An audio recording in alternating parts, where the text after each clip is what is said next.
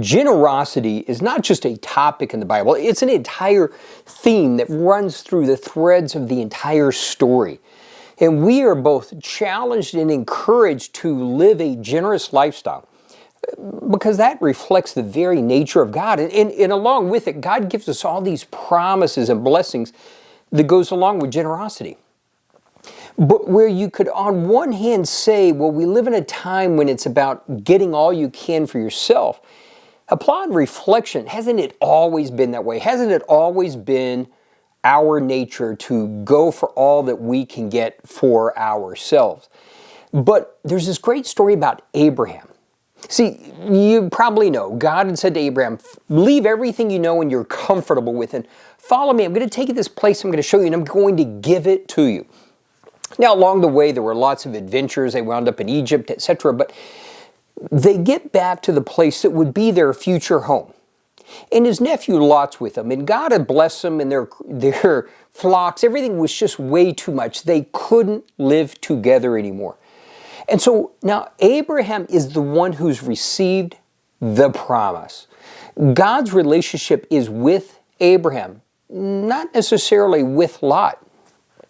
We don't see God communicating with Lot, but they've got to separate. But what does Abraham do? See, Abraham had an open hand.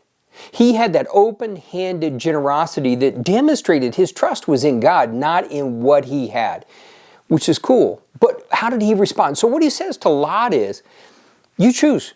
You choose. If you want to go to the left, I'll go to the right. You want to go to the right? I will go to the left. I'm letting you choose. He had a completely open hand in it.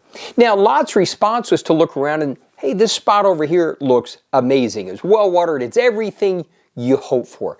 He took what appeared to be the best. Now, if you know the story later on, you realize, that didn't work out too well. But that isn't really the point for today. See, Abraham had that open-handed generosity demonstrating his trust was in God. And immediately after that, what happens?